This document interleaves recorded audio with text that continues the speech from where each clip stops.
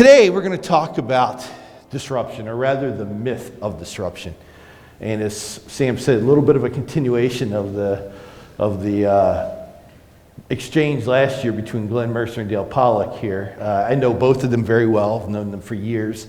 Count both of them as good friends of mine.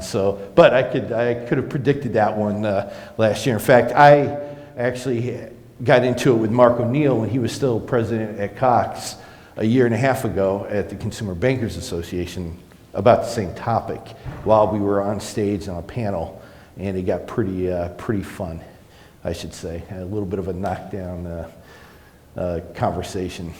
But anyway, so also, if you have questions, feel free to raise your hand and ask if you want during. I'm very conversational. You might throw me off track, but we'll get back on pretty quick. So feel free, if something comes up, feel free to ask, and we'll go down that path. I'm here for you guys. Make sure. So 2017, you remember this article? Bob Lutz, iconic figure in our industry, writes this article or column in Automotive News. 2017, kiss the good times goodbye. Everyone will have 5 years to get their car off the road or sell it for scrap. In his opinion, 20 years, this industry is going to hell in a handbasket. How many of you are dealership folks here today? You guys are done. 20 years, it's over. All right, according to Bob Lutz, you're not going to exist. The Buff books are gone. Motor Trend, automobile shows like the Grand Tour or Jay Leno's Garage. Guys like me, we're all gone. There won't be any need for us. That's according to Bob Lutz. And he says that within that 5 year, there's going to be a 5 year period from the time the government decides that driverless vehicles are safer than human drivers. There's going to be a 5 year period before 270 million vehicles are going to be displaced. 5 years. All right. We'll get back to that. Some other comments here through the years. Car dealerships could be out of business within a decade. That was Rethink X out of California in 2016. Maybe it was 2017. I think it was 2017. This outfit in California came out and said dealerships are done in 10 years. So you got 6 years left, according to this guy. Death of the auto dealer, one analyst. This is Adam Jonas from Morgan Stanley. He says he has said that the number of dealerships is going to shrink down to 10 mega fleet managers within 10 to 15 years. All right, so this is what investors on Wall Street and so-called experts and analysts in our space, and even executives in our space, have been talking about. I think last year probably Dale Pollack made pretty clear his assessment of where dealerships are going to be. Cox Automotive's perspective. There may be some equivocation on the timing, but for them, what Mark O'Neill said to me, or said to us on stage, was 10, 12 years, 50% of all new car sales are going to be to private or to fleet-based companies. That's going to push down the number of dealerships from 18,000 today to about 9,000 then. According to Dale Pollack, he's changed his tune. Dale was saying last year 20 to 30 maybe owners of these mega fleet companies with maybe 9,000 rooftops, but owned by only 20 to 30 of you guys. He's since changed that to 200 to 300. I don't know. We're talking about some pretty drastic numbers here. And this is on Wall Street, and like I said, in some segments of the industry, this is considered a done deal. That this is happening and there's nothing stopping it. Why? Why this downturn in dealerships? Oh, and let me just say too, even Glenn Mercer, who's not as drastic or not even close, has said that by 2025 we're going to see about a 2,000 number downturn, reduction in the number of dealerships from the 18,000 today, 18,500 today to about 16,500 by 2025. So even on those circles in ADA, there's some expectation of a downturn. Why? Well, it all comes down to ownership. It's all about the autonomous vehicle, essentially, and these ride-hailing companies.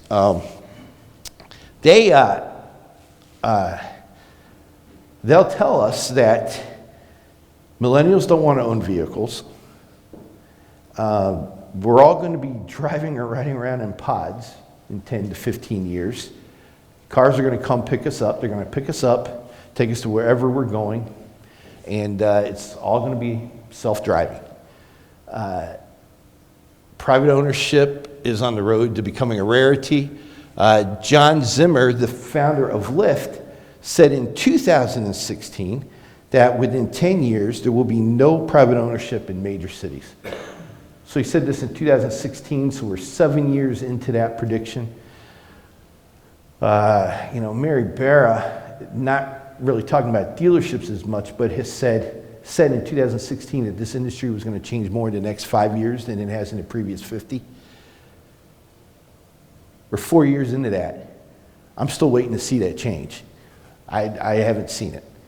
We're still driving combustible engines. We're still driving and buying cars like we have for 50, 100 years.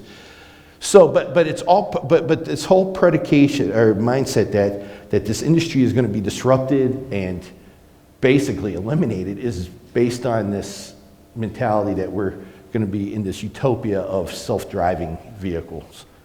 And it's all going to happen in our lifetime. Consumer Bankers Association, again, a year ago in March, the event I referenced a little bit earlier, someone from California, one of the city council, one of the mayors, got up and said, no one under the age of 8 years old is going to need a driver's license. So I do not know what world these folks are living in. I'm sorry, there's no rational reality in which that is going to happen. So I will admit that there is some uncertainty in our industry right now. And where is that? I mean, look, for more than a century we've known products have been the same. We got gas, steering wheel, brake, driven by a human for 100 years, more than 100 years. Manufacturers are unchanged. The same names, Ford, GM, Chrysler, Cadillac, Lincoln, they're all there. We've had some change in ownership, some have come and gone, but for the most part, the manufacturers are still the same. Distribution model remains unchanged. And I'll tell you, it's fascinating. I have some copies of these old trade magazines, trade books, going back to the 1920s, 19-teens. And some of the articles, if you take the headlines, you could take those same headlines and put them in trade magazines today, and you wouldn't know. They were talking about the same things about how to sell used cars, how to service, how to mine your customer database, to advertise. Sure, the tools have changed, but some of the topics and the things have remained the same. Cheryl Miller was just named CEO and president of AutoNation. I was reading through some of their SEC filings dating back to the mid-'90s, late 90s, and because I was doing a lot of interviews regarding that, about her being named a CEO. I'll tell you, the same issues that AutoNation was facing back then are the exact same issues they're facing today. It was uncanny. I mean, 25 years ago, and you wouldn't know the difference reading through those filings. Obviously, the buying experience is pretty much the same, and the ownership models haven't changed. Buy a car, and we've added leasing into the picture, but that's it. That's really the biggest change that we've seen in 30, 40 years. I love this slide. I don't know if you guys can see the picture on the left, but all the way, the truck on the left, but launched in 1917, the Ford Model T pickup went on to sell 1.8 million over the next 10 years. It was one of the best-selling vehicles at that time, the Ford pickup. Today, the best-selling vehicle, the Ford F-150 pickup. So that tells you how little things have really changed in our industry. And I think one of the points to be made here is that the auto industry is unique and really moves at a glacial pace. Really does. And there's various reasons for that, but it is a unique. It is not bookstores. It's not Blockbuster. It's not other retail network or retail stores. It's not movies. It's buying a car. It's the biggest, second biggest, maybe the biggest purchase in a person's life. Huge down payments. You're trading in vehicles. There's financing. There's all sorts of things that go into that purchase, and that make it unique. Not to mention just the whole manufacturing process and the fact that manufacturers have to keep their plants running. We're seeing that right now with the UAW, the strike at General Motors. That's all really because GM came out in November and said they were closing 5 plants. That's so. There's precedence for and reasons for the OEMs to keep those plants running and driving incentives to keep those sales pumping because they have a massive employee force that they have to keep working. But what we don't know today, I probably should put that in quotes because I don't know. I think we have a good idea, but we don't know what the propulsion system is going to look like in 10 years. Will there be some kind of battery breakthrough? We'll see. So far there's nothing that's promising on the horizon. So what we have today is just we'll see some more efficient batteries. Per kilowatt hour is coming down. That cost is coming down significantly, but still, that's a huge impediment to EV sales really taking off because manufacturers can't build them profitably. They can't sell them for a profit. So there's very little marketing and support that goes into the sales of those. Maybe we don't really know who the manufacturers will be. Will Apple buy Tesla? You have all those. Will Amazon buy a manufacturer? Today, Amazon just broke a couple hours ago. I think Amazon just placed an order for 100,000 Rivian minivans. That's the EV, the electric vehicle minivan. But that's not going to start till 2021.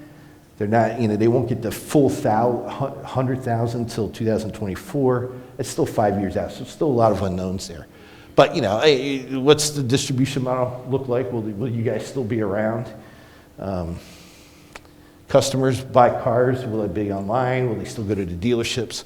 What's going to be the ownership experience? Subscription? There's a lot of things that are in play that we don't fully have the answers to. But I'm going to dispel some of the myths or some of the hype surrounding the destruction of dealerships and this so-called idea that private ownership is going away. And it's really the two questions, really, I think, for us. And I think 20 years is a good barometer as far as time because look at that. We're all gray hair. We're going to be gone in 20 years, probably out as, retired, hopefully, or nearing retirement. Will people still buy cars from dealers? So the first question is private ownership. Here's the truth. Ride-hailing is driving up ownership. This is data from the American Community Survey from the Census Bureau. This is actual government data. And this is 2006 to 2016. And you can see that two-car households has gone up significantly. And really from the advent of Uber and Lyft into our space. So John Zimmer talking about the end of private ownership in the large cities. Well, nationally, we aren't seeing that. And actually, the multi-car households are going up. And I have some data here. It's not up there, but this is the most recent data. Nationally, households with 4 cars nationally have gone up from 8% in 2013 to over 9% in 2017. That's 4 households with 4 cars. Just in the Columbus market alone, it's gone up from 4.3% to 5.6%. You look at two-car households, it's gone up from 4.4% in Columbus to 44%, I'm sorry, 44.3% to 45% in Columbus, just from 2013 to 2017. So the exact opposite is happening from what these folks have been predicting. All right, this is the number of households by number of vehicles within those households. So the number of households without a vehicle has decreased significantly. Meanwhile, the large cities, in every single large city, the rate of vehicle ownership has gone up. It's not going down. In fact, New York City had to put a moratorium last year, 1-year moratorium, on ride-hailing licenses because it was the traffic congestion was getting too crazy, and that was all because of ride-hailing. The impact ride-hailing is having is not negative on ownership, it's making it's driving it up, A, and B, the negative impact is on car rental, business travelers. That has been decimated. It's obviously hurt taxis, but it's also driven down ridership on public transportation, public transit, significantly. We're talking probably 3% over the last, there's been a continued 3% decline each year for the last 3 or 4 years. So this is what the real data is saying. We're not talking customer surveys, what people think they might be doing. This is actual data. LMC Automotive has data showing that this whole move from sedans, cars, to SUVs, larger vehicles, is actually being driven by millennials. They're the ones driving that switch from the cars to the SUVs, millennials. It all comes down to when they have kids. That's the line of demarcation. Once you have kids, it changes the whole dynamic of how a person views vehicle ownership. So this is the Columbus market. I just want to say that to me the future looks pretty good. 32,000 households, 9% of the market do not have vehicles actually in this market. But over the next 30 years, we're projecting to see a population increase to 1 million people. That's pretty good if you're looking at the future of how many cars you're going to sell. I think if you're a dealer, you're looking at a market that's growing and probably significant increases in car sales over the next 30 years. And this is not uncommon. I mean, this is true for other metro areas such as Columbus. This isn't just one area of the country. So the future looks good. I've threw up some customer survey data that actually shows that kids, millennials, Generation X, or Z, whatever that is, I get screwed up with these generations. But,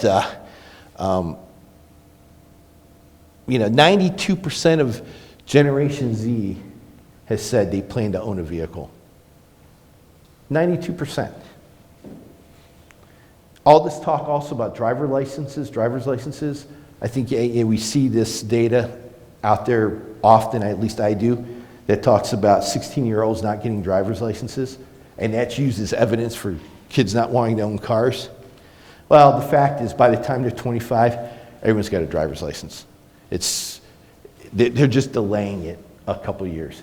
But again, by the time they're 25, the numbers are, indicate that everyone, that the numbers aren't changed from, 20 years ago. It's the same percentage of people that have driver's licenses. So, again, the data does not support at all the idea that private ownership is going away. One of the things that I want to talk a little bit about is this subscription-based services. I call it, I prefer to use the term flexible ownership because I think that's where it's going to be, less about subscription and more about flexible ownership. Again, too soon to know the impact. FAIR is raising a lot of money in California. They just raised another $500 million this week, $100 million a couple weeks ago. they own the inventory, so they have to keep raising funds to buy that inventory. But right now they're focused on growing Uber and Lyft. I mean, their relationship with Uber drivers. They just bought Ford's subscription program, Canvas. Let me backtrack. They bought the assets. I think there were about 3,000 cars, some employees that they wanted to bring into the fold. And Ford was really winding it down. Don't be surprised if within the next year you see Fair by Maven, which is General Motors, peer-to-peer subscription, rental, whatever they call it. But basically what's going on is Fair is trying to buy talent. There's very little talent right now in terms of people that understand the subscription market or who are working on it. So they're buying these companies to bring in the talent, essentially. And frankly, those companies aren't really moving the needle at all either from the manufacturer side. So I will tell you, probably, I would call this right now, we're in the driveway in terms of subscriptions. You know, we've seen some dealers that are offering it, but it's not going to take off and it's not going to become a reality until the banks get involved and become convinced that they can make money with subscription-based services. If the banks don't figure this out, or if they remain skittish about the residual impact hit that they could take, this thing never gets down out onto the street, really. It'll be dead in the water. And we'll know within a couple of years. They're just now starting to have those conversations, but it's all going to be, to me, it's all based on what the banks do and what they decide. It was the same way with leasing historically. We had a few dealers that were dealing and playing with leasing 30, 40 years ago. The banks got involved. They looked at it. They figured it out and figured out how to get products to the dealers that the dealers could sell to the public, to the consumer. And now leasing is 25, 30% of the market, depending on the year. But it's all going to come down to the banks. But again, subscription-based services will only be part of the landscape. It's not going to overwhelm or displace ownership. It'll be part of the landscape. Will probably expand our access to vehicles to people today that don't have access to vehicles. People that can't get a loan, military folks that are short-term, college students. So you'll have a segment of the population that this is going to be attractive to. But I don't know that it's going to overtake car ownership. The numbers just don't work. As my brother-in-law was telling his son, he was walking through this concept of subscription services. He told my nephew, look, just take that extra money and pay off the car loan. In 2 years, you own your Honda free and clear. If you're doing a subscription, you own nothing. Here, you've got a vehicle that you own, and then you can stop making payments on it. You're done. As opposed to if you're subscribing, you got to keep making those payments. So he saw through some of the financial implications for consumers pretty easily. Anonymous vehicles, still in the testing phase. And I think the people that are actually building these autonomous vehicles are now starting to temper their enthusiasm. John Krafchick, head of Waymo, has told cities, he has said it multiple times, don't get rid of your parking structures just yet. The founder of Cruise, which General Motors owns now, said in 2017 on stage, and I have a recording of him saying it, that it'll be 30 to 35 years before autonomous vehicles could really realistically become a consumer play. So even the folks that are really pushing this understand the technology problems and challenges that they have.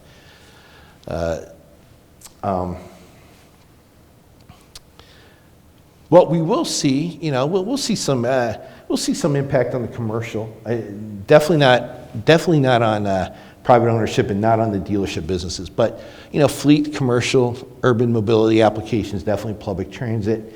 Makes a lot of sense in very tightly geo-controlled areas. But beyond that, it's anybody's guess. But it's not going to be 10 years, it's not going to be 15 years, it's going to be much farther down the road. So again, if you're a dealer, rest easy. I mean, driverless cars are not going to put you out of business anytime soon. We still buy from dealerships. I put this slide up because it's absolutely true. Dealerships are not going away. We know the model and the strengths and the uniqueness of the model. State franchise laws, and some are stronger than others, but the ATA, the associations are pretty good and clever, savvy about making sure they're positioned to protect their flanks. In fact, just today, New Jersey, Jim Appleton sued Tesla because they are saying Tesla's violating the state franchise laws. I think Tesla has opened a gallery that extends their dealership allowance by one, and they're calling it a gallery. And Appleton, who's the state director of New Jersey, is saying, no, that's not a gallery. You're still selling cars out of there. So, that's a battle that's going to continue to be fought. It's been fought for 6 years now, and Musk has made very little headway. He's made some limited headway, but nothing that's going to upset the apple cart for us. Manufacturer-dealer relationships. Look, we just heard, the manufacturers keep a tight control on who owns their stores, and how many stores they can own. There's a certain public dealer group that's, right now maxed out with Mercedes. Can't buy any more Mercedes stores. When Honda acquired DCH 5 years ago now, I guess it was about 5 years ago, they had to sell a couple Honda stores in Texas just to get their numbers, align their numbers with manufacturer guidelines. So we've talked about this. I've been writing about this for over 20 years, about this changing, and there's been no change in how the manufacturers view ownership of their franchises. Some private equity has come in, but they've always been. There's nothing new there. They were in the 90s when the publics were formed. That was all driven by private equity money. So there's nothing new there. Maybe some new players, but nothing has really changed. The complexity of the car purchase, we talked about that before. These guys just can't figure it out. Outsiders. 2000, with the advent of the internet, we had a car order, a 23-year-old guy out of Texas saying he was going to absolutely decimate the dealership business and show dealers how they were going to operate. He was out of business within a year. BP, a couple of years ago, I was at a conference with one of the BP executives, and he just blasted the dealers in the audience and said, look, we don't need your help. We're going to show you how it's done, and we're going to take this world by storm. 4 months later, BP was out of business. Part of the reason is they were literally leasing huge warehouse space in Texas, and they had no vehicles. They were leasing air, and they were paying top dollar.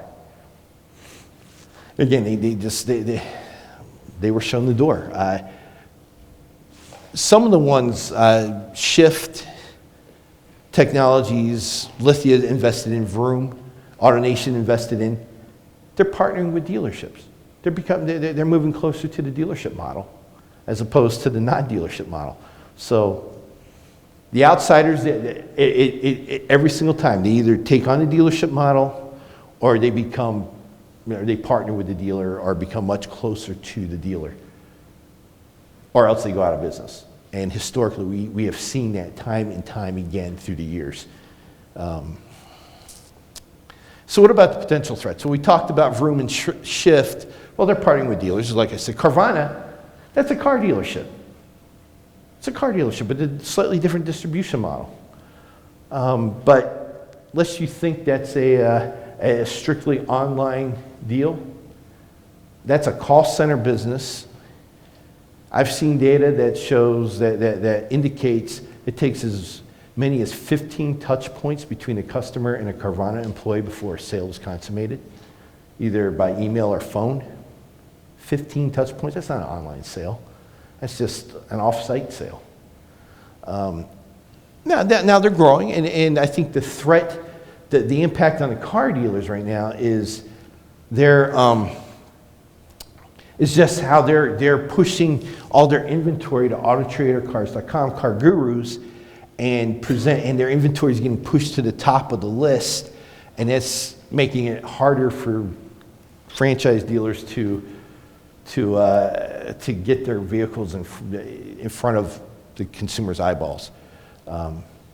They've cut these deals with the third parties reportedly, and that's creating some angst with some of the dealers. But other than that, the impact isn't something that's going to put car dealers out of business. In fact, it's probably going to hurt independent dealers, used car dealers more. And Carvana doesn't have a new car franchise, so it's not a new car play, it's strictly a used car play. Amazon, there's a lot of talk about them getting into the business. I don't think they're getting into the consumer direct or selling cars to the consumer. There's no indication of that. It's all based on Alexa being inside the dashboard, being inside the car. So they're looking at data, customer data, getting control of that, A. And B, it's an digital advertising play. So they're going after Google and Facebook on the digital advertising play. So you're going to start seeing a lot more from Amazon over the next year or so with digital advertising solutions. That's if they can figure out how to execute well. But that's a huge market for them that they see, and that's where they're going to be. Costs very little investment for them. Whereas if they were going to get into this selling and distribution of vehicles, it's a nightmare. Tesla, we'll see. They're having a lot of issues with their service. The average time, last year, the average amount of time a Tesla vehicle in the service department was 46 days. So if you had a Tesla that needed service, kiss it goodbye for a month and a half, average. So there's a lot of work they need to do on that, and I don't know how he does it without moving closer to a dealership model. And I've heard some rumors that they are very quietly looking at piloting with a couple dealers. We'll see. We'll see how that plays out. Electric vehicles, this is the one I think where probably represents the greatest potential impact on your business from a service side. And my friends at NADA will poo-poo the idea that there's going to be really any negative impact on service from electric vehicles, but the early data shows otherwise, that these cars can go forever without coming into the service department. Maybe the tires are going to be an issue, but other than that, we're not seeing much work. Tesla being the outlier because there's so many other issues, and Tesla doesn't have they haven't been able to manufacture enough parts to keep up with accidents, so to speak, and fender benders, and those are much more complicated to repair just because of the sensors and the chips involved. So you hit a fender on a Tesla, it could cost you $18,000 to repair. So the insurance companies are just now figuring that out too. So again, that's another thing that we're going to have to see just from a purchase perspective. There's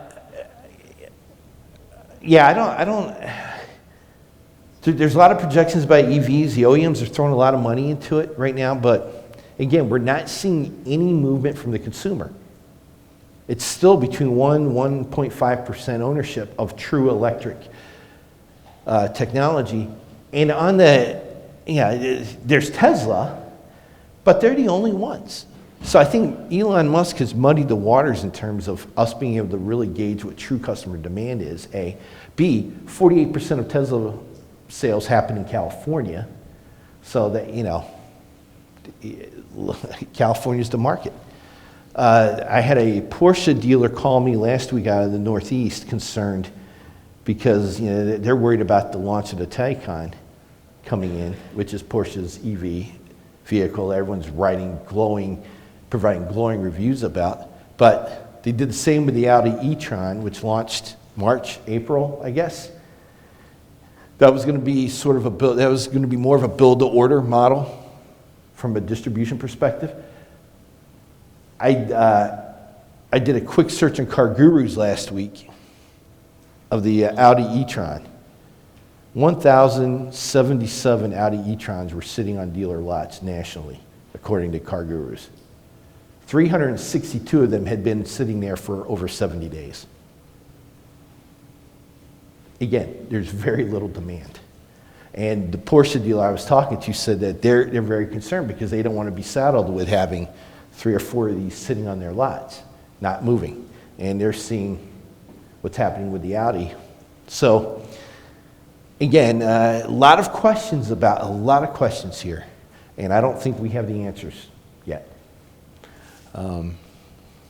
Connected vehicles are another one that I think potentially are going to impact you guys. Everyone's talking about having next 3 to 5 years. I'm attending a symposium in Detroit next week that's talking about connected technology and Ford's strategy, how they're partnering with Qualcomm using this C2VX vehicle to everything technology that's going to be reliant on 4G and 5G as it starts rolling out. But the whole focus there is cutting down pedestrian deaths.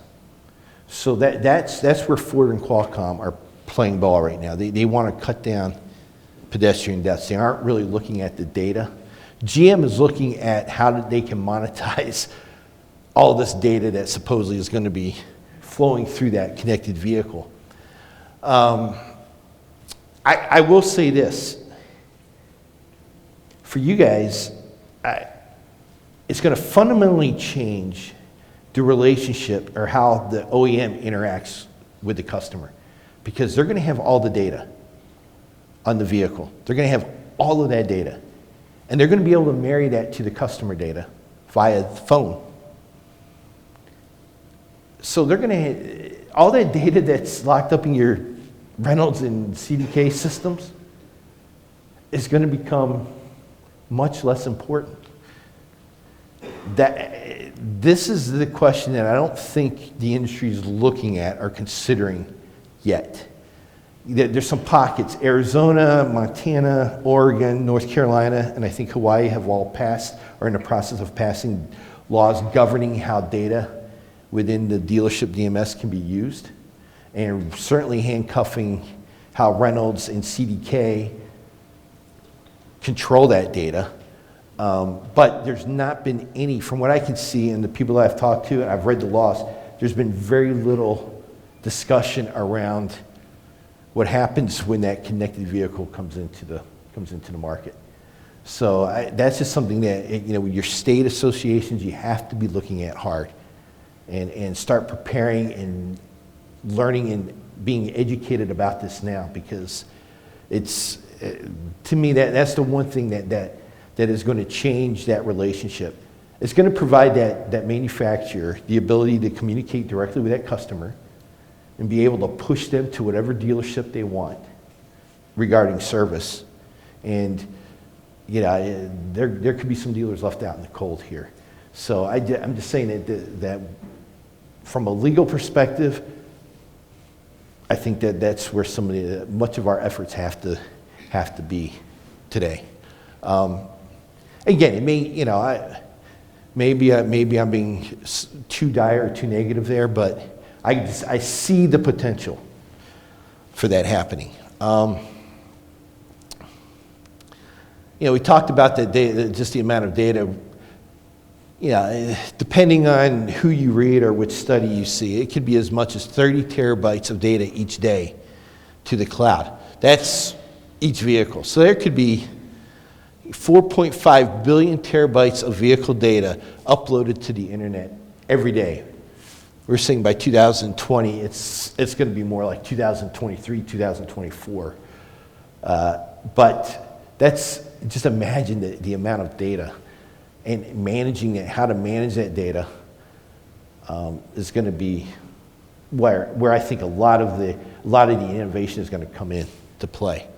Let's talk a little bit about dealership consolidation. This is 2013 to 2017 data. I have spreadsheets for each year going back to 2013. Obviously, I don't get the financial data because you guys will not give it to me. And if you did, you probably wouldn't tell me the truth either, and I'd have a different answer from the buyer and seller on how much that sale was or transaction was. But we can see that 2015 seemed to be the peak year. That blue number represents rooftops. The green number is actual transactions, and the yellow number is yellow. The reason that number was so high in 2015 was Berkshire's acquisition of the 80-some stores that Van Tuyl owned. So otherwise, it's been pretty consistent going back to 2013. However, this year, the number has declined from the same period in 2018, 21%, number of rooftops. The number of transactions is down by almost 30% this year. So I think we've tracked through August, January through August, 131 different transactions, accounting for 208 rooftops. So that's where we are. Last year, through the same period, it was 184 transactions with 292 dealership rooftops. So it's for the most part consistent. You have some ups and downs, I think, going back to 2013. But I put this data up. I don't know if we can really look at it from a year-to-year perspective. I break it down into periods, actually. And I think what we're seeing right now is a period of time where there's some uncertainty, certainly with the Trump administration. We talk about why. Well, first of all, let's just look at the public group activity. It's down. The last 20 months, 40 acquisitions and only 56 divestitures. So they are right-sizing their portfolios. Lithia is the one that's still doing all the buying for the most part. That does not include Penske or Group 1's international plays. That's strictly U.S. based. But why it's slowing down right now, probably some concern about the trade policies from Trump. I think we're seeing that impact. It's still very difficult to get these big deals across the finish line. And I hear rumors occasionally of large deals in play, and they never seem to get across the finish line. Again, manufacturer involvement is really, I think, probably the primary reason for that. That we've seen quite a few groups, as many as 10 now, that have gotten in trouble on this whole selling out of trust or getting over their skis. We'll probably continue to see that, although some of that's starting to work its way through the market now. We may see some more Nissan fall out. Lechner and Fenton, two big U.S. Well, Fenton was a big U.S. group.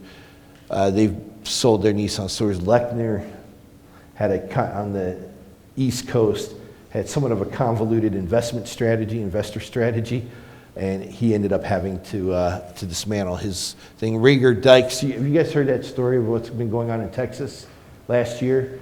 They pulled the wool over Ford's eyes. But I think they were able to do that because the CFO of the company had spent 9 years as an employee at Ford Credit and reportedly hatched this plan, at the dealership and really destroyed that dealership. One not so funny part of the story, but when the story first broke and he brought in a stalking horse bidder, it was Camden Associates out of Dallas. He was going to pay $25 million for the whole group. Well, Camden is now been selling out of trust, and they're going to have to sell their dealerships. So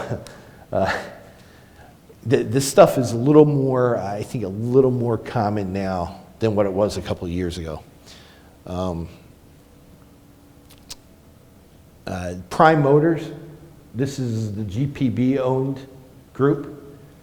Some of you know about, I don't know if you've heard about that story, but GPB, big investment, quote-unquote investment firm out in New York City. Significant trouble with the law right now because they've not provided accurate earnings to their investors, so they have to go back and restate their earnings, I think going back to 2016 or 17, and they keep putting it off. They were just raided by the FBI in February. They just fired David Rosenberg, who was the CEO. Rosenberg brought them in, and then he saw what a house of cards that is now. But Rosenberg filed a lawsuit against GPB. We're talking 60-some stores involved. Now they're selling some. They're back down to 56. But no one knows how this is going to play out. It is, like I said, they just fired Rosenberg, their CEO, on Monday. This is going to be a huge mess to work through. And I don't think, I'm sure there's plenty of manufacturers and lenders right now who are not happy with what's happened up there. GPB focuses on these high yield, high risk investments and talk, quote unquote, guarantee about an 8% return each year, which they can't hit. And we're talking thousands of investors. So instead of a few institutional investors, it's the everyday Joe throwing some money in through a broker, dealer, and so there's a lot of people that are losing money right now, apparently. Hence the investigations by the state attorney general, the FBI is involved, like I said. So are we going to see more of those? Probably not. I think that was really based upon a really wacky investment strategy by GPB. So this isn't, that's not going to be common. Momentum actually ran into the same thing. Their investor, same thing, same kind of investments, didn't have the cash to provide momentum, and then they went, that whole thing got blown up late last year. Manage your cash flow and don't get over your skis on this, on selling out of trust. You gotta stay, even if it means you pull back on sales, you're gonna get caught. You're never gonna, you're just, at some point, you're gonna have to pay the piper. And, like I said, we're seeing that more and more. I'm not going to read through all these. We will send the presentation to you guys, to all of you. These are some kind of long-term trends that we're seeing in the market. I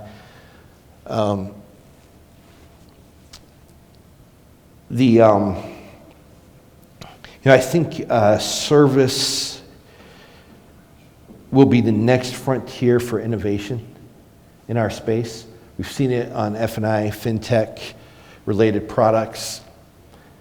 It's really going to be service, but that's not going to happen until the connected vehicle comes into play. So we're in this kind of no man's land of waiting to see how that impacts, or waiting for that technology to catch up to what we can do.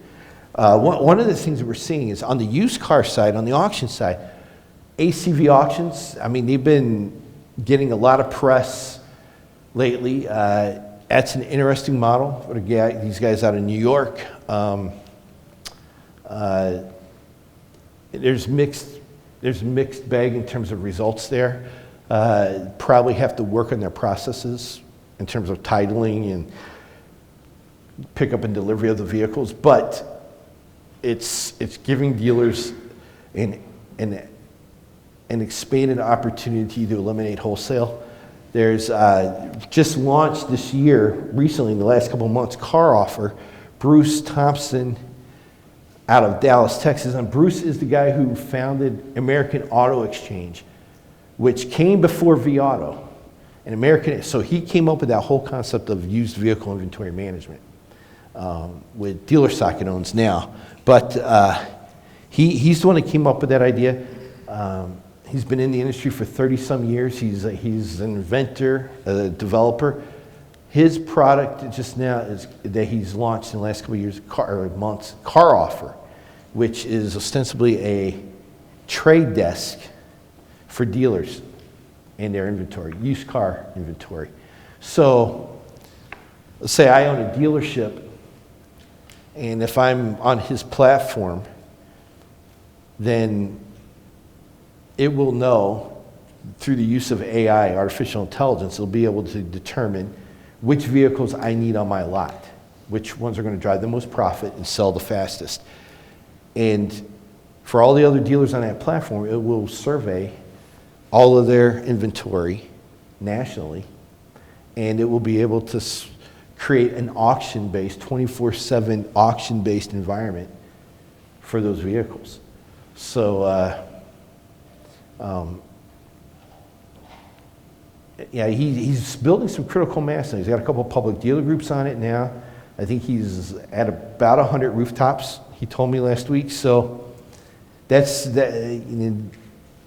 I think the technology is there today for that kind of scenario. Probably wasn't there 5 years ago, 3 years ago, but today it is. I'm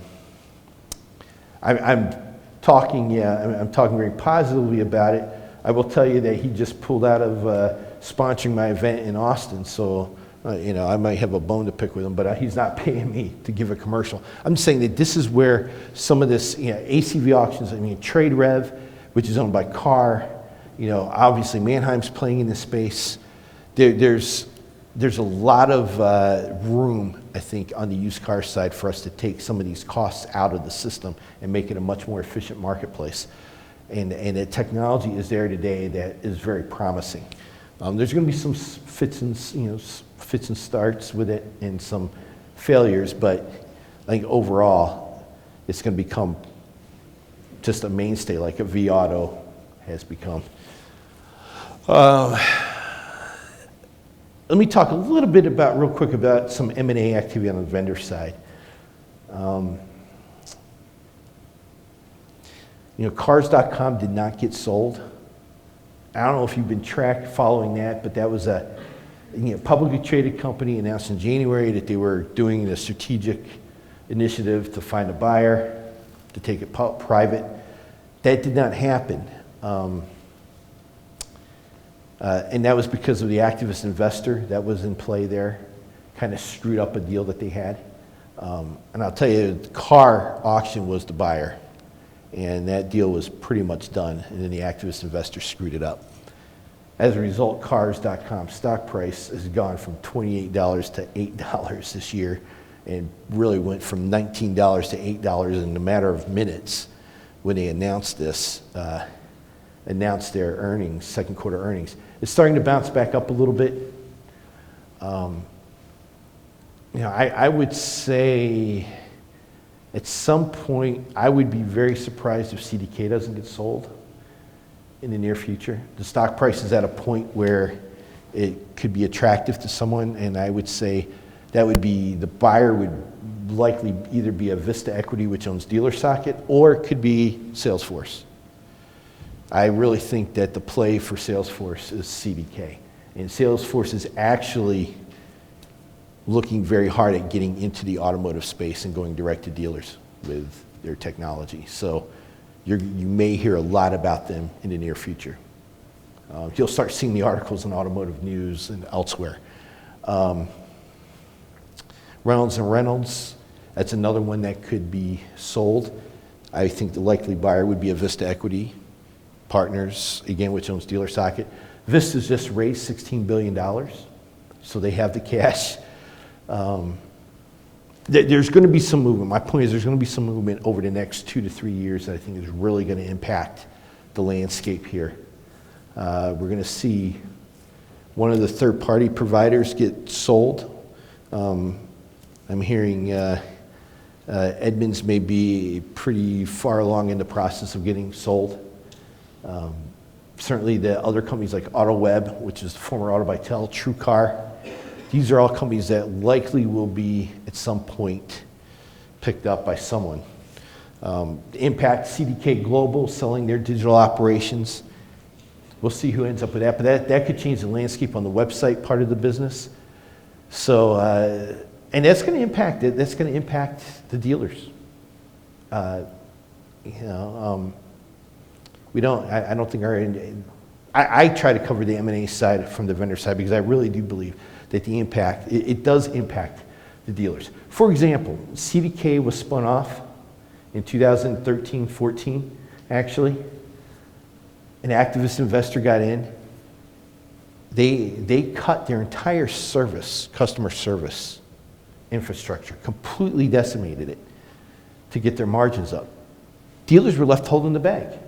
It was for the last 5 years, it's been a nightmare. If you're a CDK dealer, it's been very hard on the service side. That was why. It was an activist play to get the margins up because they wanted to sell the company. We